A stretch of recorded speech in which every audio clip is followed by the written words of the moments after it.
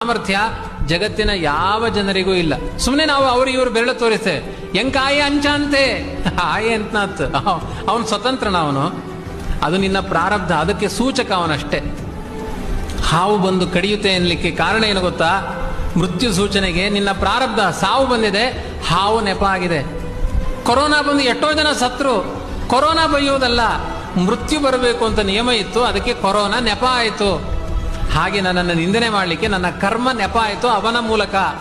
ಹಾಗಾಗಿ ದಾಸರು ಹೇಳ್ತಾರೆ, ವಿಷ ಇಕ್ಕಿದವನಿಗೆ ಷಡ್ರಸವನಿಕ್ಕಲು ಬೇಕು. ವೈರ ಬಿಡಿ ಅಂತ ಅರ್ಥ. ಷಡ್ರಸ ಅಂದರೆ ಪರಮಾನ್ನದ ಊಟ ಹಾಕಿ ಅವನಿಗೆ, ನಿಮಗೆ ವಿಷ ಹಾಕಿದವನಿಗೆ ಅಂದರೆ ಇನ್ನು ಪರಮಾನ್ನ ಮಾಡಿ ಹೋಗಿ ಬಡಿಸಿ ಅಂತ ಅರ್ಥ ಅಲ್ಲ. ನೀವು ಅವನ ಬಗ್ಗೆ ಉದಾಸೀನ ಮಾಡಿ ತಲೆ ಕೆಡಿಸಿಕೊಳ್ಳಬೇಡಿ. ನಿಮ್ಮ ಸುಖ ದುಃಖಗಳನ್ನು ನೀವು ಅನುಭವಿಸ್ತೀರಿ. ನಿಮ್ಮ ಖಾತೆಯಲ್ಲಿರುವಂತಹ ಹಣವನ್ನು ನೀವು ತೆಗಿಬಹುದು, ಬೇರೆಯವರ ಖಾತೆಯಲ್ಲಿ ನಿಮಗೆ ಸಿಗಲ್ಲ. ನಾವೇನು ಸುಖ ಅನುಭವಿಸ್ತೇವೆ, ಏನು ದುಃಖ ಅನುಭವಿಸ್ತೇವೆ, ಅದು ನಾವು ಮಾಡಿದ